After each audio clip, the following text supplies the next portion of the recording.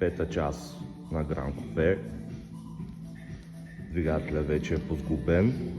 Имаме нова водна помпа, нов капак клапани, тъй като стария течеше от тук. Се наложи да го сменим.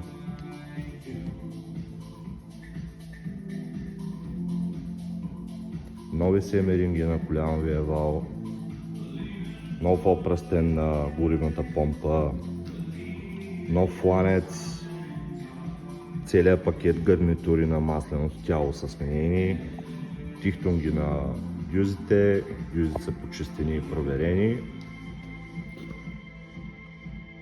портовете на главата са перфектно почистени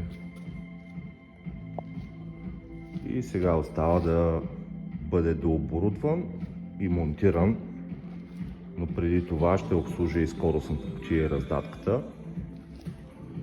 Приготвил съм и ново турбо, тъй като старото имаше лек луфт. И така, продължаваме напред.